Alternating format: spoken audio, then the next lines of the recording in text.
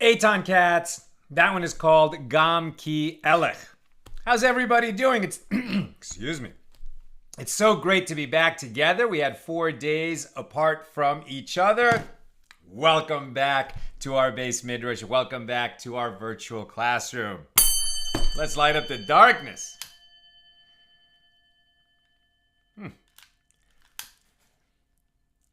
We have been eating lots of Passover food.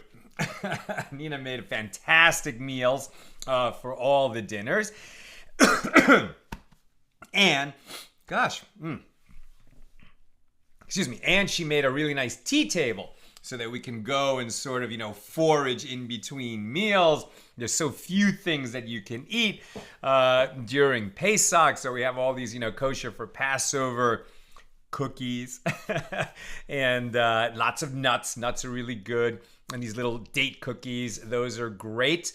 What was it that I was going to say? No, and remember, right? We studied Tractate Pesachim not that many months ago. And so we learned. Now we're in Chol HaMoed, the intermediate days of Passover. Can we work on Chol HaMoed? We remember only to avoid significant financial loss and as long as it's not excessive exertion. So it's kind of like vacation days, but we can do certain things to avoid financial loss. And, even though technically this is work for me, if it's Torah learning, Torah study, so that's going to be fine because it's not the only purpose of that is for work. I'm learning. I enjoy learning. I hope you enjoy learning too. Who is with us on a Monday night to do 4 pages? We'll do highlights from the pages. It's not going to be a crazy long show. Stephen in New Hampshire, Shandora in the Bronx, James in Indianapolis, Nancy in North Carolina, Patrice in Utah, Melissa in Great Neck, Paula in Chicago, Yehudit in South Carolina says, I hope you all had meaningful seders. For example, I put a lot of thought into thinking what path I need to take to break free of my Pharaoh. Me too. And I feel like this was a great year for that. Also, it was great. We had my father visiting us and some friends. And the seders were truly lovely. It was just great. And so our daughter home from Jerusalem, and I've been doing Daf Yomi with her, learning each day. I mean, it's really been terrific. Miriam in Colorado. Paula says, light up the darkness. Sally, Nina, shalom. Tom wishing everyone Chag Sameach. In Yiddish, we also say good moed. Good moed, right? Good intermediate days. Lucy is over COVID in Minnesota, Baruch Hashem. John in Maine, Bella in Florida, Rebecca in LA. Mickey in Milan, Tennessee. I didn't know there was a town called Milan in Tennessee. Welcome, Mickey. Gwen in Michigan. Paula likes those snacks. Tom, fruits, always kosher for Pesach. Yep, I've been having a bunch of bananas and apples for sure. Annie's in the house from Michigan. Gregory from Maine. And Yitzhak from Kansas City. Welcome, everybody. All right. We are in...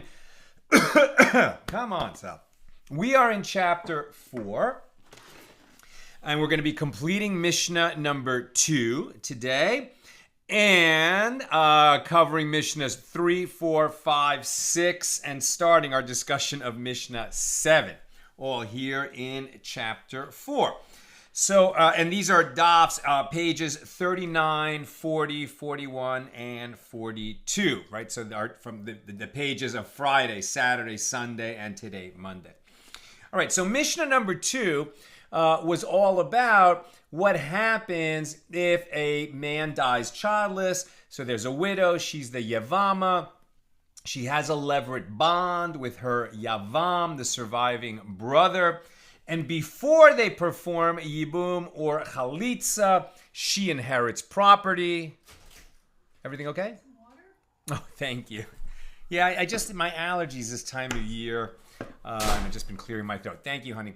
Baruch atah Adonai Eloheinu melech haolam shakol nehi b'divaro. Okay. So where am I? So we're just finishing this discussion about what happens when a woman inherits while she is awaiting yibum or chalitzah.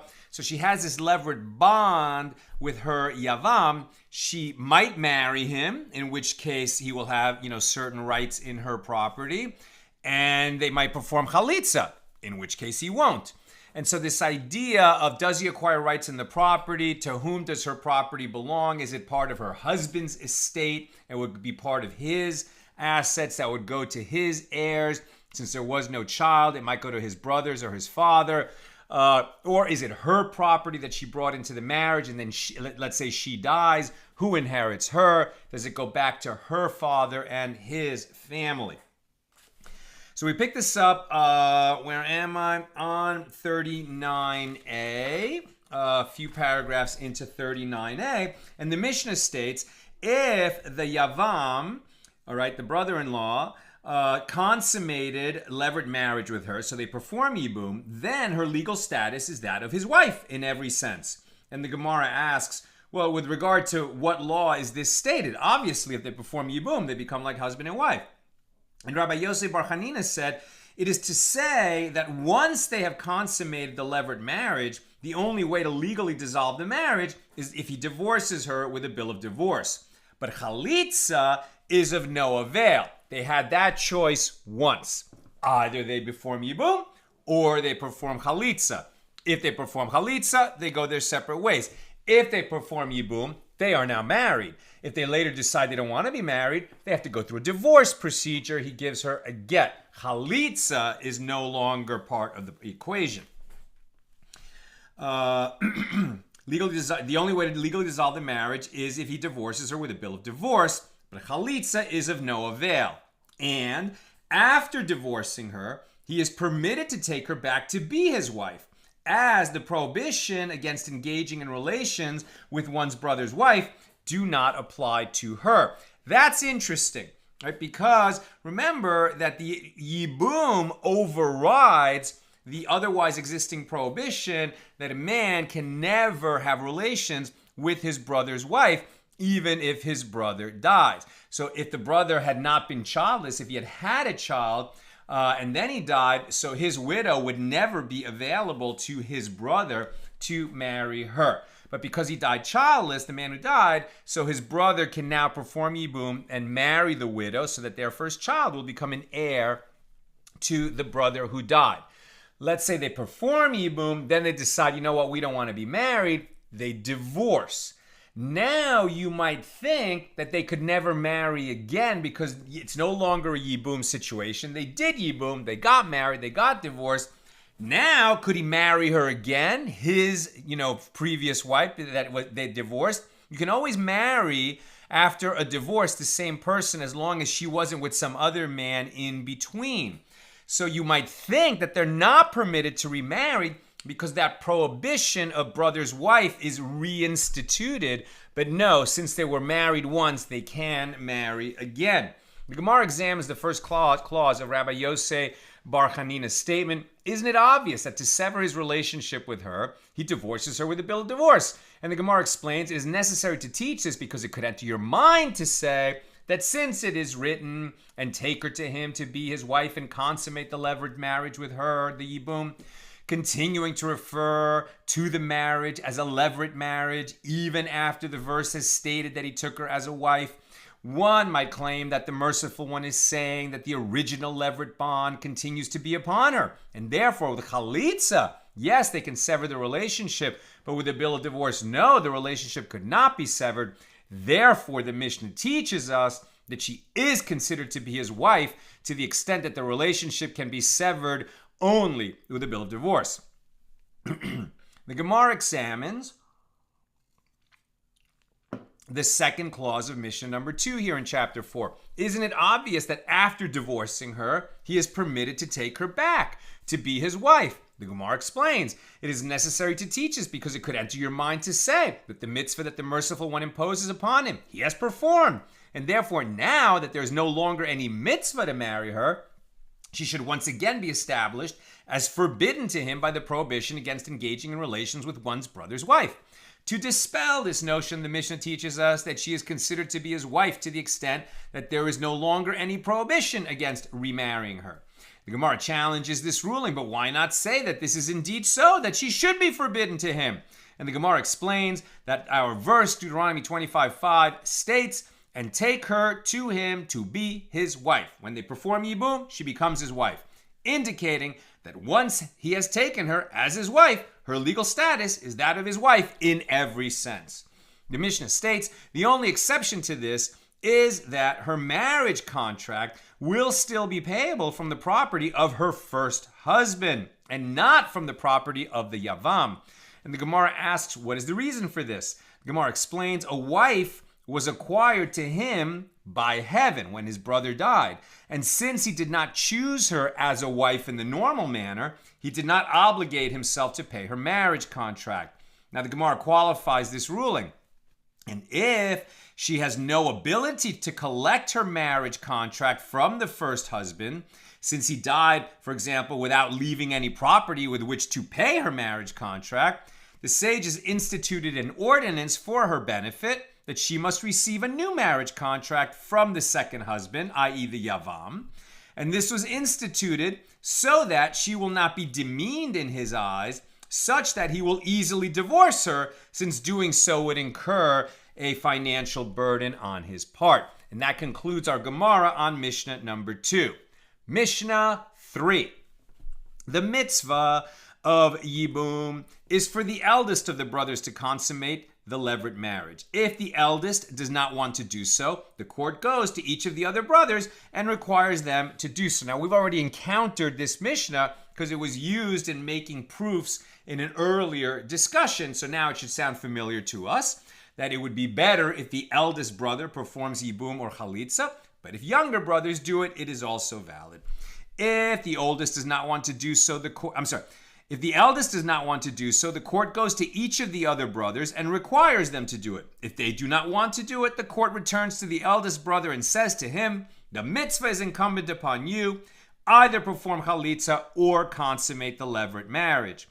If a brother made his decision dependent upon the possibility that one of his other brothers will eventually consummate the levirate marriage, saying that he will do so only if they do not, then whether he makes it dependent upon a brother who is currently a minor, meaning that the yevama should wait until that younger one matures, or if he makes it conditional upon his eldest brother, who is not currently present. For example, he's overseas. The oldest brother is overseas. So one of the other brothers might say, well, the oldest of us, the bechor, right, the oldest, the firstborn, is away. Let's wait till he returns so that we can perform this mitzvah in the optimal manner that the eldest should do it. Let's wait for the eldest. Says the Mishnah that if he makes that he'll do it conditional upon waiting for the eldest, who is not currently present, meaning the yevama should wait until he comes from overseas, or upon a brother who is a deaf mute or an imbecile, as perhaps they will recover from their disability, the court does not listen to him. Rather, the judges of the court say to him, the mitzvah is incumbent upon you, either perform chalitzah or consummate the levirate marriage. That concludes Mishnah number 3. The Gemara. An Amoraic dispute, a dispute among the sages of the Gemara, was stated. Rabbi Yochanan and Rabbi Yehoshua ben Levi disagree with regard to a case in which there is the choice between consummation of the levirate marriage by a younger brother or chalitzah performed by the eldest brother. One said the consummation of levirate marriage by a younger brother is preferable. And the other one said chalitzah performed by the eldest brother is preferable. What is more important? Do we prefer yibum over chalitzah, which the Torah seems to indicate is better, since the ceremony of chalitzah is kind of like humiliating the brother who's doing it in public and saying, this is a man who refuses to build up his brother's house, like he should be building up his brother's house. So it would seem that yibum is preferable to chalitzah. And we've already established that the eldest brother should do it. So if the eldest brother can only perform chalitzah, for whatever reason, would we rather have the eldest perform the mitzvah, even though it can only be chalitzah? Or would we rather have a younger brother perform yibum, since yibum is better? So one said the consummation of levirate marriage by a younger brother is preferable, and the other one said chalitzah performed by the oldest is preferable. The Gemara explains, with regard to the one who said the consummation of the levirate marriage by a younger brother is preferable, this is due to the fact that the mitzvah of levirate marriage is through the actual consummation of the levirate marriage, and therefore preference is always given to consummation over the performance of chalitzah. And the other one who said chalitzah performed by the eldest brother is preferable, this is because in the presence of the eldest brother, the consummation of levirate marriage by a younger brother is considered nothing. Now, that's not the law. What is the law? If the eldest brother does not wish to consummate the levirate marriage, but only to perform chalitzah, and the younger brother is willing to consummate the levirate marriage, then the consummation of the younger brother is preferable. Whenever chalitzah is performed, preference is given to the eldest brother. This is the case today, as according to many opinions, levirate marriage is never performed nowadays. Even those authorities who hold that levirate marriage is still performed agree that if the yevama does not wish to enter into levirate marriage, then chalitzah must be performed, and we give preference to the eldest brother if possible. We're going to now skip forward since we're doing 4 pages. And we're going to pick this up sort of near the bottom, towards the bottom of 39b. Now, the Gemara explains that this does not mean that the later generations improved themselves and that they were able to do yibum or not do yibum. For a while, they said that sages of the Gemara said we prefer chalitzah over yibum because people don't have the correct intentionality when performing yibum, right? Because yibum has to be the mitzvah of yibum is to build up your brother's house, not because the surviving brother sets his eyes on the widow and says, you know what, she's really pretty. You know, my brother married her, but I really like her. Now I want to marry her now that he's gone. That would be a sin because he's not doing it with the correct intention of building up his brother's house. So they preferred chalitzah over yibum. But then later in history, they said, no, we prefer yibum over chalitzah. And nowadays, we don't really do yibum. We're back to chalitzah. But in the discussion here in the Gemara, they said, well, so chalitzah was preferred for a time, and then we went back to preferring yibum. Why? Is it because the spiritual level of the generation rose such that most people, if yibum were in front of them to perform it as a mitzvah, would perform it with the correct intentionality, but earlier generations would not? That's the question being asked. And the Gemara explains that this does not mean that the later generations improve themselves. Rather, initially, they held in accordance with the opinion of Abba Shaul, and so the mitzvah of performing chalitzah took precedence over performing yibum. And in the end, they held in accordance with the opinion of the rabbis, and so the mitzvah of consummating yibum took precedence. Yibum seems to be better according to the Torah, so the majority said, no, we do yibum if possible. Abba Shaul is the one who said, yeah, but people don't have the right intentionality. It would be better if they did chalitzah. So here's a note from Rav Steinsaltz. The Gemara never, in all of its discussions, never explicitly rules on the dispute between the rabbis and Abba Shaul as to whether nowadays, meaning nowadays even at the time of the Gemara, one may consummate a levirate marriage even though there are reservations concerning one's purity of motives. The Gemara here appears to be inclined toward the opinion of the rabbis. However, in other places, the Gemara appears to accept the opinion of Abba Shaul. Already during the period of the Geonim, so that's after the Gemara was compiled, different communities followed different opinions. In Nehardea, the practice was to act in accordance with Abba Shaul, and in Surah, both in the Babylonian community, the opinion of the rabbis was followed. In later generations, the Sephardic commentaries generally permitted the consummation of levirate marriage, while Ashkenazic commentaries permitted only chalitzah. So you see, it was never an explicit ruling. So technically, these days, yibum could be performed, and I heard that it was performed, there was a case 100 years ago, but by and large, you won't find a case, and 99.999% of the time, we don't perform yibum. But if a young man is married and he dies before having children and he has a surviving brother, they do perform chalitzah.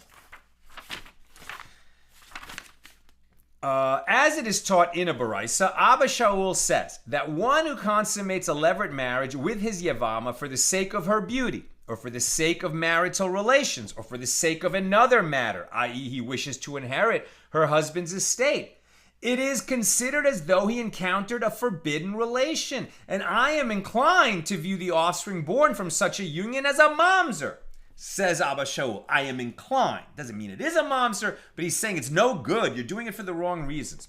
Since the prohibition against engaging in relations with one's brother's wife is overridden only for the sake of fulfilling the mitzvah of consummating the levirate marriage, when one does not have the intention to fulfill that mitzvah, the baseline prohibition applies. And so any offspring from the union would be a mamzer. But the rabbis say, the Torah states, her brother-in-law will have intercourse with her, which indicates that he should do so in any case, even if his intentions are not solely for the sake of performing the mitzvah.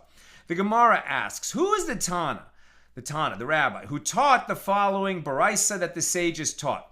The Torah states, her brother-in-law will have intercourse with her. This is to be considered a mitzvah, as initially, before she was married to his brother, she was among all other women who are permitted to him. And then, when she married his brother, she became forbidden to him. And when his brother died without having had children, then she reverted from her forbidden status and became permitted to him. Now, one might have thought that she would revert to her original status of merely being permitted to him.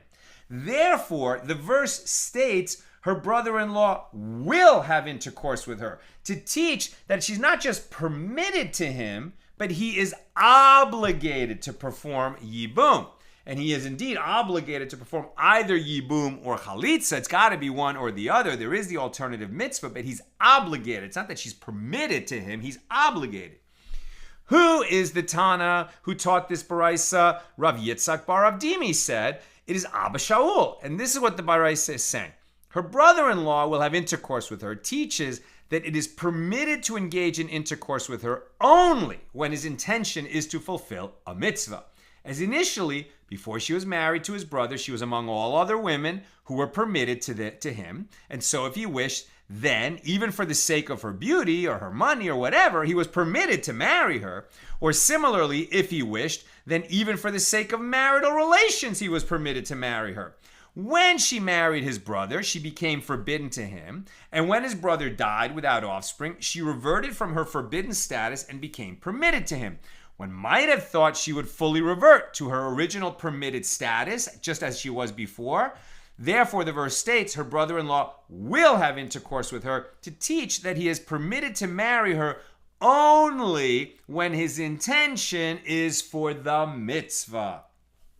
Now, we're going to skip a whole discussion of what happens when something is permitted to you, then it becomes prohibited to you, and then it becomes permitted again for the sake of doing a mitzvah, similar to this case. So you don't have the same condition that existed before it became prohibited. It becomes permitted again for the sake of a mitzvah, but that's not the same status as originally when it was merely permitted. Now its permission is adjunct to its being obligated for you because of that mitzvah. Okay, so we're going to skip that discussion. Now we're on page 40, and we're going to go with Mishnah number 4. One who performs chalitzah with his yevama is like any one of the other brothers with respect to the inheritance of the deceased brother's estate, i.e., each of the brothers takes an equal share of the inheritance. And if there is a father of the deceased who is still alive, the property of the deceased, remember, why was yibum and chalitzah applying? Because he didn't have any children. So if a man dies and he doesn't have children, who inherits him? His brothers. If his father is still alive, his father, right? His property goes to his father first, then to his brothers. So if there was a man who died childless, one of the brothers performed chalitzah with the yevama, so they didn't perform yibum. There was no heir. The guy didn't marry her. He doesn't acquire special rights in the estate of the brother who died. So now the one who performs chalitzah is in the same situation as all his other brothers, right? All the other surviving brothers, that if the father is also dead, so then they will inherit equally what came, whatever property the one who died had. Right? One who performs chalitzah with his yevama is like any other one of the brothers with respect to inheritance. And if there is a father, the property of the deceased belongs to the father. One who consummates levirate marriage with his yevama, so he marries the widow, thereby acquires his deceased brother's property solely for himself, although he will have to divide it with the first child if they have one. Rabbi Yehuda says, in either case, whether he consummated the levirate marriage or performed chalitzah, if there is a father who is still alive, the property belongs to the father. Interesting. Now the Gemara. The Gemara asks with regard to the opening clause of the Mishnah, the fact that the one who performs chalitzah does not gain any special rights to the inheritance of the deceased brother, this is obvious. Why did the Mishnah teach it? The Gemara answers, it could enter your mind to say that the chalitzah takes the place of levirate marriage, and therefore the brother who steps forward to perform the chalitzah and goes through that public ritual, and it's not an easy thing to do. So maybe he thereby acquires a special rights in the property of the deceased. It could enter your mind to say that the chalitzah takes the place of levirate marriage, and therefore the brother who performs chalitzah should take all the property in the same way as one who consummates levirate marriage. Therefore, the Mishnah teaches us that this is not the case. The Gemara asks, if so, that the Mishnah's point is to teach that by performing chalitzah, one is not afforded any additional rights to the inheritance, so why is the Mishnah formulated as he is like any one of the other brothers, placing emphasis on what he gains? It should have instead taught he is still only like one of the other brothers, which would emphasize the Mishnah's point that by performing chalitzah, he does not gain any additional rights. Rather, the Mishnah needs to teach the opening clause in this manner because it could enter your mind to say that since by performing chalitzah with his yevama, he caused her to forfeit the possibility of consummating the levirate marriage, he should be penalized and should forfeit any entitlement to his brother's property. Therefore, the Mishnah teaches us that this is not so. He remains on the same level as all the other brothers. The Mishnah states, if there is a father of the deceased who is still alive, the property of the deceased belongs to the father. And the Gemara explains, as the master said with regard to the laws of inheritance, which we will encounter in Tractate Bava Basra, on page 115, a father of the deceased takes precedence over all the father's descendants. Therefore, since the father is still alive, the brothers do not inherit at all. And the Mishnah states, one who consummates levirate marriage with his yevama thereby acquires his deceased brother's property. And the Gemara asks, what is the reason for this? And the Merciful One states in the Torah, he shall succeed in the name of his dead brother, Deuteronomy 25:6, and he has succeeded him by marrying his wife. Consequently, he also succeeds him by acquiring his property. There we're going to end our discussion of Mishnah number 4 and going to skip forward to Mishnah number 5. Still on page 40, Amud Aleph, the A side, 40a. In the case of one who performs chalitzah with his yevama By rabbinic decree, it is as though she had been married to him and then he divorced her. Consequently, he is forbidden to engage in relations with her relatives, and she is forbidden to engage in relations with his relatives. We've seen that ruling over and over and over again, that a chalutzah, a woman who performed chalitzah with her yavam, is considered like a divorced woman, and she is prohibited from marrying a Kohen, a priest, who are not allowed to marry divorcees. Why didn't they state this ruling much earlier? So it would have been one of the building blocks as we went forward and required it in some of our other discussions. Because the Mishnah is never organized that way. It frequently jumps into the most complicated case and pulls on simpler rulings that are stated later in the Mishnah. It's just the way that it is organized. Accordingly, so now that a chalutzah is considered like a divorcee, so accordingly, he is forbidden to engage in relations with her mother, right? So like the brother, the yavam, who performs chalitzah with the yevama, it's like they were married and then divorced, and they're going to have imposed upon them the stringencies that are imposed on people who were married and then divorced, right? So, for example, you were married to a woman.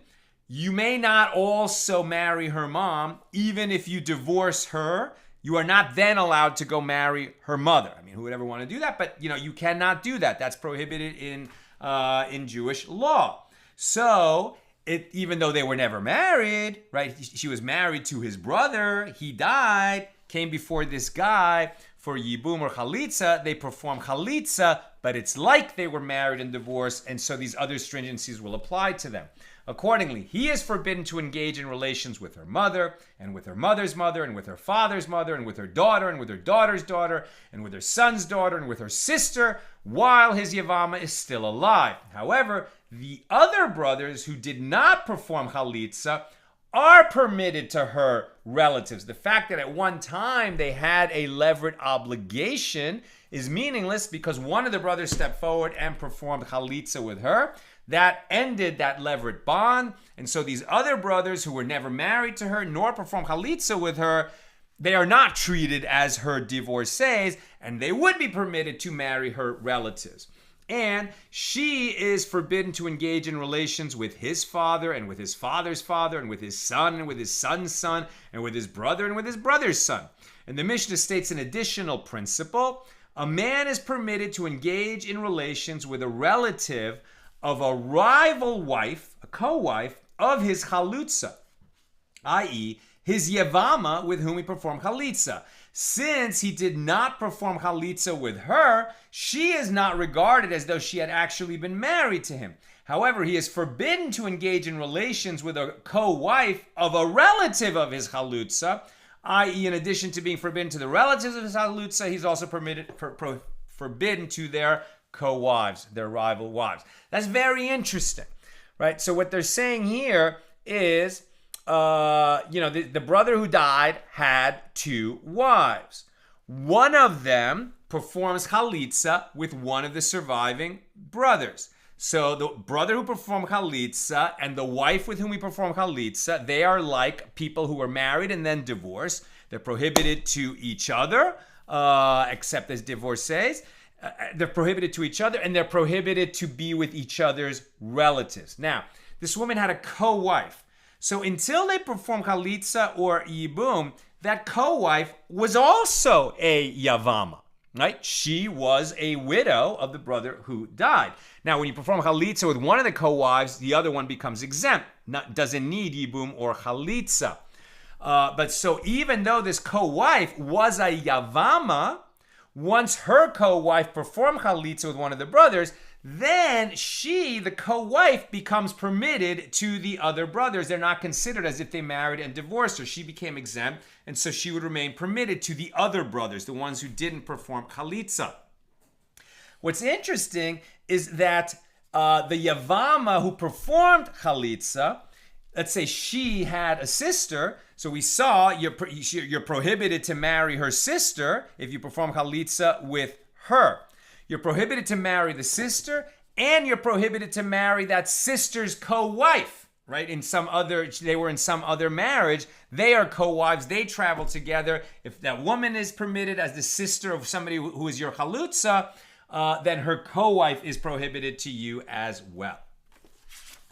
Now we skip forward. That discussion gets very technical about who's permitted to who with the co-relatives and the secondary relatives, and we just don't have time for that today. We skip forward to page 41 on the A side, and we look at Mishnah number 6. Mishnah 6. In the case of a yavam, we're on 41a now, right near the top. In the case of a yavam who performed chalitzah with his yevama, and then his brother married her sister and died, the sister performs chalitzah with the yavam, but she may not enter into levirate marriage with him, since as a sister of his chalutzah, she is forbidden to him. And similarly, in the case of one who divorced his wife, and his brother married her sister and then died, then that woman is exempt both from chalitzah and from yibum, since as the sister of his former wife, she is forbidden to him. In the case of a widow waiting for her yavam to consummate yibum or perform chalitzah with her, and the brother of the yavam betrothed her sister, they said in the name of Rabbi Yehuda ben Betera, they say to the brother, wait and do not marry the woman you betrothed until your brother performs an act, either chalitzah or yibum, as until he does, there remains a levirate bond between the yevama and each of the surviving brothers. Right? A yevama, a widow, has this levirate bond with all brothers of her husband who died, until one of the brothers steps forward and performs either yibum or chalitzah. That severs the levirate bond. At that point, right, the other brothers are free of that bond, and they would be permitted to get married to the sister of the yevama, since they no longer have any relationship with her. They were never married to her, and they don't have a levirate bond with her. But until one of the brothers performs yibum or chalitzah, all of the brothers are prohibited from marrying the sister of the yevama. If a brother of the one who betrothed the sister of the yevama performed chalitzah with the yevama or consummated a levirate marriage with her, since by doing so the levirate bond between the yevama and the one who betrothed her sister is dissolved, so he may then enter into marriage with his wife, who until that point was only betrothed to him, as she is no longer the sister of a woman to whom he is bound by a levirate bond. Similarly, if the yevama died, since his levirate bond to her is dissolved upon her death, he may then proceed to enter into marriage with his betrothed wife. However, if the yavam died without performing an act that would have dissolved the levirate bond, he must divorce his wife with a bill of divorce, as she is forbidden to him as the sister of a woman to whom he is bound by a levirate bond. And his brother's wife he must send out with chalitzah, as she is forbidden to him as the sister of his divorcee. He betrothed her prematurely, then the yavam died. Now the yevama comes before him. He can't marry her. He has to perform chalitzah with her. And now, because he performed chalitzah with the original yevama, her sister, whom he wanted to betroth, will never be permitted to him as long as the yevama is alive, because she's the sister of his yevama with whom he performed chalitzah, which makes her the equivalent of his divorcee. What is the law? And out of this, that was the Mishnah number 6. What is the law? It is prohibited for one to marry a relative of a woman to whom one is bound by a levirate bond. Therefore, if a woman happens for levirate marriage before a number of brothers, and one of them betroths her sister, it is prohibited for him to marry the relative he betrothed until after one of the other brothers either consummates the levirate marriage with the yevama or performs chalitzah with her, thereby dissolving the levirate bond between her and the other brothers. Some say that if the brother who betrothed the sister transgressed and proceeded to marry her, then the levirate bond to him is thereby dissolved, and so he is allowed to engage in relations with his wife, even before his brother performs yibum or chalitzah. Rabbeinu Gershom Meor Hagola issued a ban prohibiting a man from being married to two women. That's when bigamy became prohibited. It is permitted in the Torah. It became prohibited when Rabbeinu Gershom passed that ban on being married to two women. That's only 1,000 years ago. Recent history in Jewish history.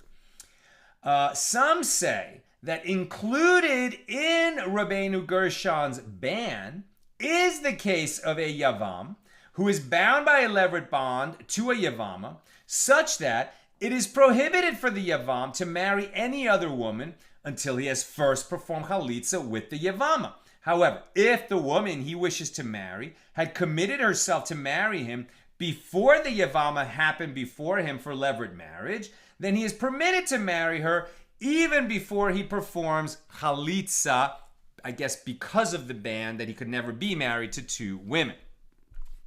Okay, that concludes our Mishnah number 6, and now we skip forward to Mishnah number 7. This is the final Mishnah that we will be discussing, but we'll get a bit into the commentary on it. Okay, Mishnah number 7. A yevama, the widow, may neither perform chalitzah nor enter into levirate marriage until she has waited 3 months from the time of her husband's death. Again, we've discussed this several times during our discussion of earlier Mishnahs.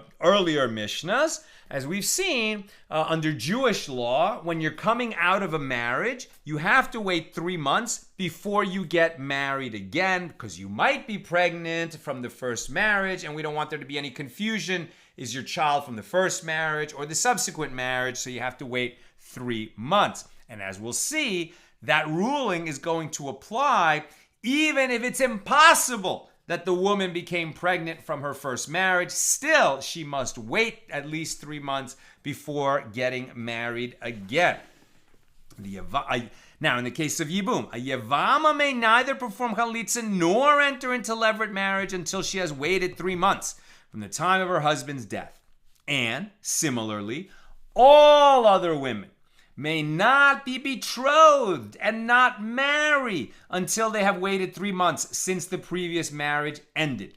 This waiting period is necessary so that, should a woman give birth shortly after remarrying, it will be obvious who the father of the child is.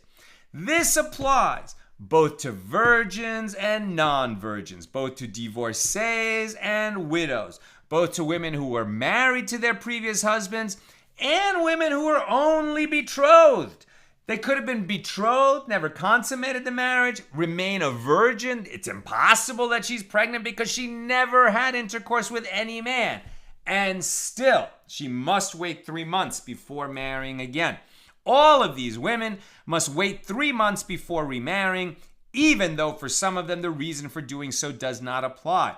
Rabbi Yehuda says, the women who were married to their previous husbands may be betrothed, and the women who were only betrothed to their previous husbands may marry without waiting 3 months. This is the minority opinion, Rabbi Yehuda's opinion. He's like, since the reason is we want to make sure that the child, we know who the father is, since it's impossible for her to be pregnant from the first marriage, let her marry. Or if it's possible that she's pregnant from the first marriage, let her be betrothed without consummation. What's the harm? We know that she's not going to become pregnant from mere betrothal without consummation. Why not allow it? Rabbi Yehuda would allow it. Now this is true, says Rabbi Yehuda, except for the betrothed women that are in the area of Judea. Due to the fact that the groom is familiar with her, the custom in Judea was for the couple to be secluded together before the marriage so that they would become familiar with each other. And this led to the possibility that they might cohabit even during their betrothal period. Rabbi Yehuda holds that one does not need to wait 3 months whenever the reason for doing so does not apply. He disagrees with the rabbis, the majority. Rabbi Yosei, another minority opinion, all of the women may be betrothed within 3 months, even if they were previously married, except for a widow. Due to the mourning period she must observe for her deceased husband, So Rabbi Yossi says, okay, as long as it's no possibility of having confusion of who the father of the baby is, let her be betrothed coming out of a new marriage. Why not let her be betrothed without consummation? However, for a widow, it's unseemly that she should remarry so quickly, according to Rabbi Yosef. That's the Mishnah. Now the Gemara. We're on 41b. The Gemara questions the Mishnah's opening clause. Granted, she should not enter into yibum, levirate marriage, as she might already be pregnant, which would still not be noticeable during the first 3 months, and perhaps the baby will be viable. In that case, it would emerge that she was never subject to the mitzvah of yibum. Right? We discussed this. If she was actually pregnant with a viable baby, then yibum doesn't even apply. And if she ends up performing yibum with her yavam, it would be prohibited. It would be a sin. It would be a transgression because his brother did not die childless, right? And that's another reason why they should wait. So granted, she should not enter into levirate marriage as she might already be pregnant, which would still not be noticeable during the first 3 months, and perhaps the baby will be viable. And in that case, it would emerge that she was never subject to the mitzvah of yibum. And therefore, if the yavam consummates levirate marriage, he will have encountered the Torah prohibition against engaging in relations with one's brother's wife.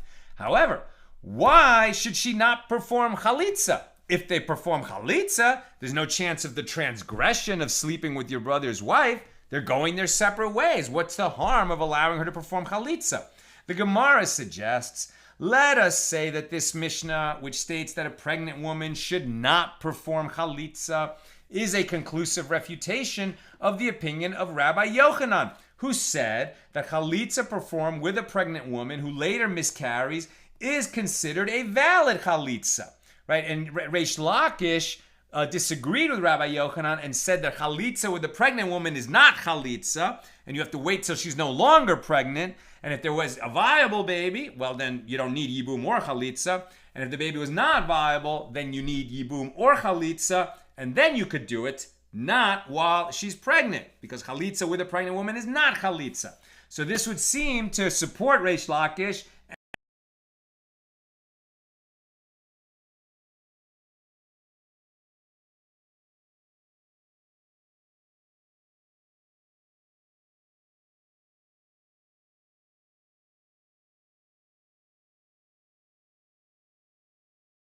The opinion of Rabbi.